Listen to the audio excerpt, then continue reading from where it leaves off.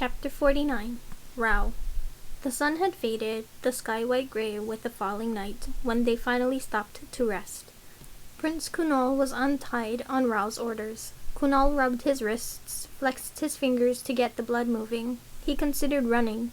Rao could tell from the back-and-forth flick of his gaze and the tension in his shoulders. But he clearly thought better of it. Rao's men were, after all, watching him in return.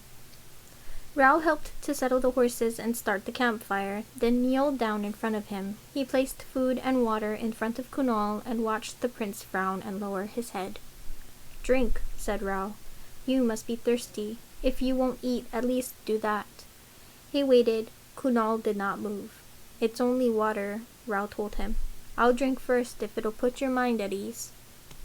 "I don't know what you hope to do with me," the prince rasped, still not touching the flask. "But I'm no use to you. I have nothing for you." Not true, and surely they both knew it. There was a hunted look in Prince Kunal's eyes. The light of the campfire flickered over his face in golden scars. "I heard of your sister's marriage," Rao said eventually. "Congratulations." He watched Kunal's mouth tighten. "Perhaps you don't want my congratulations," Rao added carefully, and watched that mouth tighten an increment further. "I have nothing useful to tell you," Kunal said again through gritted teeth. "Emperor Chandra is a difficult man," Rao said. "He always has been." Silence. "I've only met you once before," Rao continued. "You won't remember it. You're a few years younger than me, I think. How old were you when your father took you to Harshingar as a child? 5? 6? "Tell me your name," Prince Kunal demanded.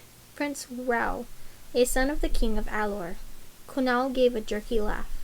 "A nameless prince," he said. "The nameless prince." "Not nameless," Rao said quietly. "Everyone knows my name now, but Rao will do." "Then Rao, Prince Rao, I beg you, let me go.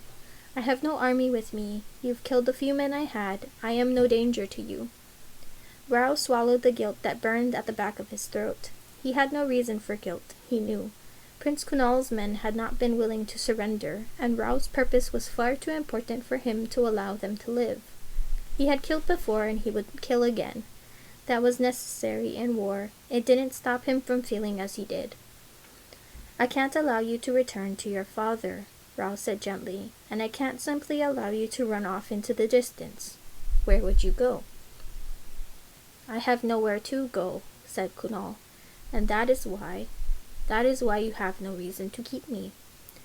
We're both high-born, both royal, so I know very well that we were not raised to survive with nothing and rebuild ourselves, Prince Kunal. If I let you run, I'm condemning you, and I would rather not. Not unless I have to," he thought grimly, "and not without getting something of worth out of you before I do. I would rather make you my ally. You said yourself, my sister is wed to the emperor." His voice was flat. "My father is loyal to him, and I am loyal to my father." "But no," Rao noted, "loyal directly to Chandra. Good." "There are many Sakitan highborn who have allied themselves to Empress Malini," Rao told him, "and many of them once fought our empress on the battlefield. There is no shame in changing your allegiance to the true heir to the Parijatvipan crown. No shame in ensuring that you inherit your father's throne." A hand gripped sharply at Rao's wrist. He heard the hiss of steel as his men drew their daggers.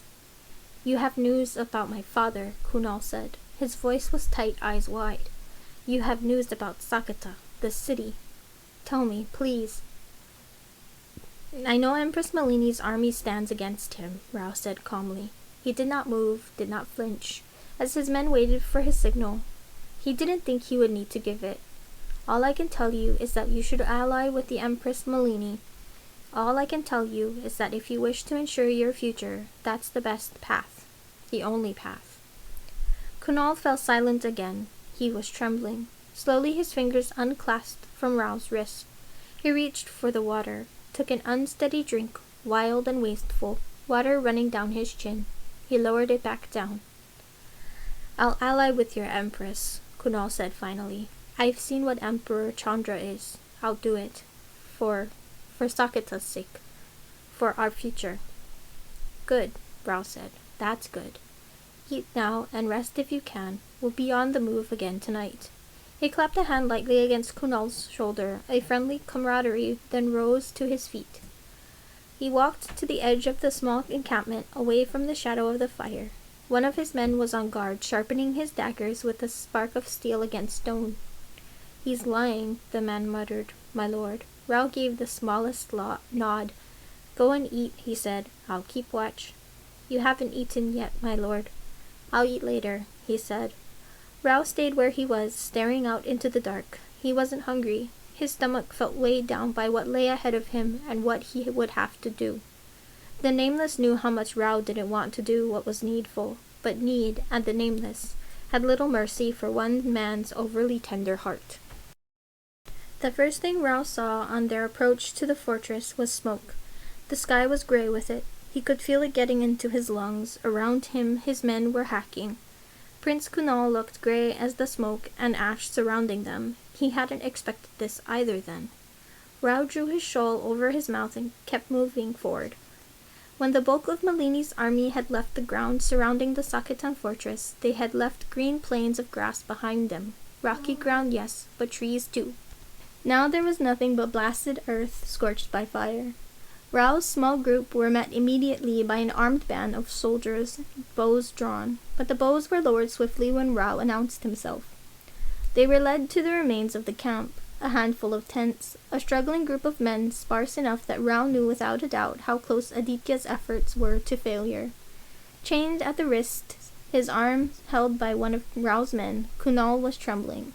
But Rao could not think of him. He could only watch as a figure emerged from one of the tents, dressed in armor that had seen better days.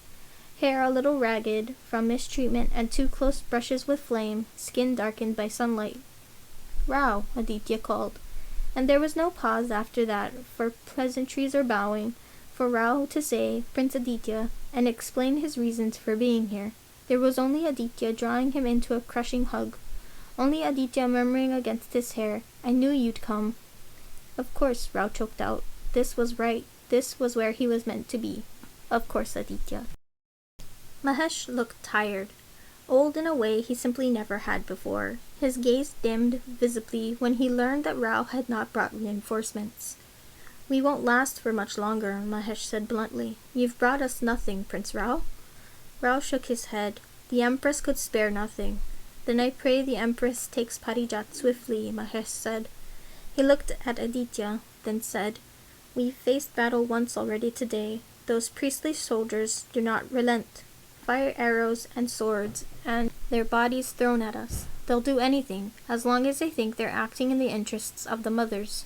Another attack like that, and I fear the High Prince's men will escape our grip. Lord Mahesh is correct, Aditya said quietly. We have little left to give. You've stopped them from leaving the fort and marching on Parijat. That counts for something. I didn't think you would manage that. When Aditya gave him a look, Rao said, I didn't think anyone could manage that. It counts for less than you would think. Aditya pushed his hair back from his face. His hand left a smear of dirt and sweat in its wake. The maze of that fort. We must infiltrate it to get to the High Prince and end this. And Rao, I can only send men in small groups, and they're felled fast. And despite the cost of this war, the lives we've paid with to hold them at bay, small numbers of his men keep breaking free. Somehow. We cannot stop them. Aditya met his eyes, naked exhaustion in his face. Their fires are dying. Whatever stock of flames they have, my sister was not wrong about that. But their water doesn't run out. Their food doesn't run out. And our own. Rao nodded wordlessly. Inwardly he cursed. He should have brought supplies, but he had only made it this far this swiftly because he had come unencumbered. Even dragging Prince Kunal along had delayed him more than he would have liked. Abruptly, he became aware again of the weight of the arm strapped to his back. Embarrassment rushed through him. How could he have allowed himself to forget something so important? He should have spoken to Aditya immediately, but the sight of his old friend had undone him. Lord Mahesh, he said, I must speak to Prince Aditya alone. My apologies.